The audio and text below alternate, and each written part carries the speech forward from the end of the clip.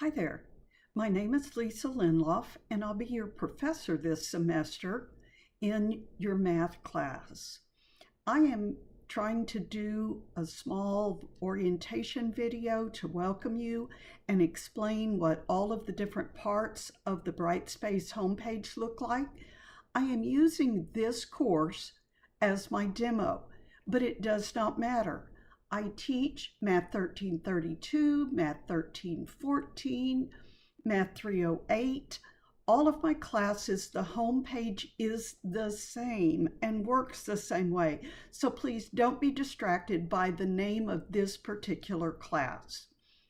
This is a faculty members view, which means that when you log in, you will not see instructor. Let me show you briefly. If I tell this to view as a learner, this is what you see. Okay, so you can see the instructor's gone, a few other things might be gone, but in order to make everything work completely right for me, I have to have it in the mode that's right for me. So I will skip past this instructor, and this blue line is the navigational bar.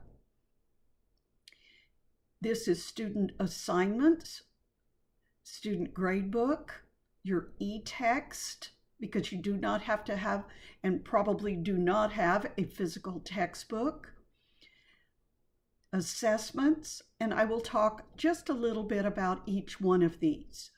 If you're registered in the class, which I'll talk more about that in a minute, when you click student assignments, be patient.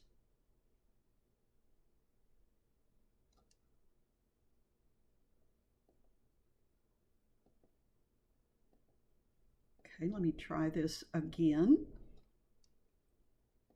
Close that out.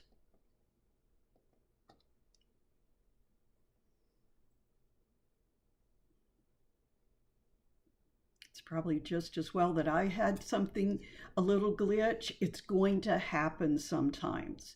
Okay, these are each one of your assignments. This is the date and the time that they are due.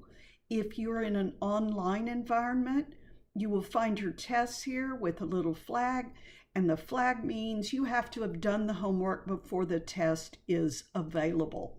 The same thing happens in face-to-face classes, but I'm the one that checks to see if you've done the homework. All right, so that's your student assignments. Your grade book, this is your student grade book. Let's give it a minute and hope it doesn't freeze up. All right, I did open an assignment and so it graded it, but I haven't done anything in that assignment, so that grade will not be valid. I will simply go back to student assignments and start in it, and it will pick up where I left off. Your e-text, that is just your book, and assessments, the only thing you'll use assessments for is attendance. I don't put your assignments in here. Your grades do sync in here, but you will get a better view if you look here. And I'm not even going to go over the rest of those. All right, down here, you will see your semester at a glance. It has the weeks. A full semester is 16 weeks. You might be in an 8-week class. It has the date range for the week. It's a Sunday through a Saturday at midnight, and what unit or what lessons you're going to be doing. Below it is the announcements, and I will talk about this announcement in just a moment. Every Sunday, I post a new announcement and I email it to you. Over here on the right is just a short version of what is in content. So getting started, this gives you the contact information for me, my office hours, and that could be very helpful if you're trying to reach out to me. These student help links are very valuable. If I click on this, this is where you go to be taught. So problem sets to print. I'm going to just pick a lesson. Come on, problem sets. Let's open up. There we go. I'm going to go to Unit 1, and I'm going to go to 1.7. I just picked one. Problem set is a blank worksheet. You can print it if you have access to a printer and you want to. That is totally optional. 1.7, there are 7 questions. All right, I'm just going to go back all the way back. Sometimes that's easier for me. Go back in here. That was problem sets. Lecture notes, still in Unit 1. And I'm going to go to 1.7 again. I've just chosen it as my sample lesson. This is true for all of my courses. You'll find the same things.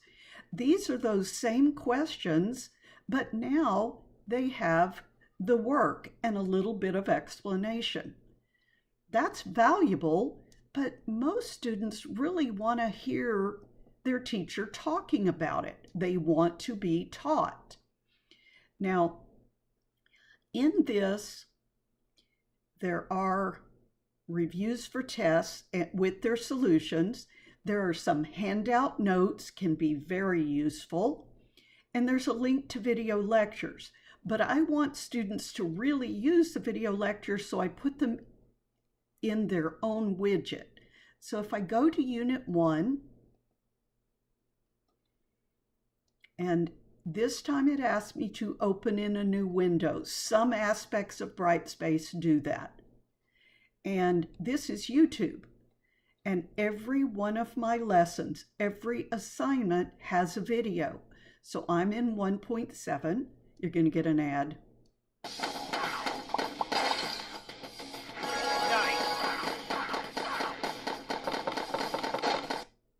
All right, sorry about that. Hi, this little lesson is about using exponential notation. And let me scoot over. Don't multiply it out. Number 2, I have the base 8 raised to the 1, 2, 3, 4, 5, 6, 7, 8, 9, 8 to the 9th power. Number 3. Okay, so in the video, you will get my actual voice and writing to teach the lesson. The videos are like going to class. The lecture notes have all of that work written out. The printable problem sets are blank so that you could follow along in the video and take notes that way. This is going to class. And then this is doing your homework. The instructor plan or syllabus is also in here, and you could click this. There are also other resources. So every one of my classes is set up like this. Now I want to take a minute to talk about this important first step.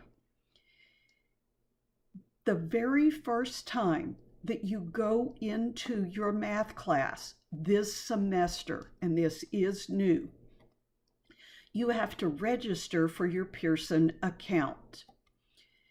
I cannot demonstrate that for you because I'm not a student. So we, as a department, got a student with an account to go in and practice for us. These are simply screenshots that this student saw. So it says screenshots of student registration with direct integration. This occurs when clicking on the student assignments in the navigation bar. I'll talk about that. When you click this, the very first time, this screen will come up. And it will ask you to fill in your information to register with the company Pearson. I recommend that you use your same username and password that you did for Brightspace, even though you most probably will not ever have to use them in the Pearson world. All right, it's been created and linked. You click continue, and it takes a minute for it to do its job, and then it will come back and say, you're done, continue, and you can go to your course. These are screenshots of what you should see the first time that you go into your course.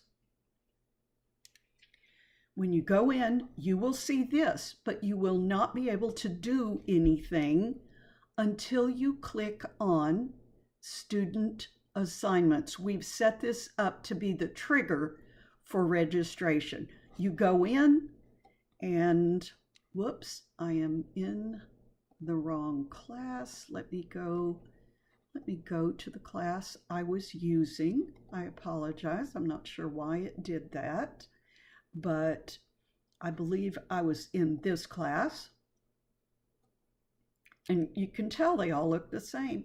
So your first time in, look at these steps if you need to.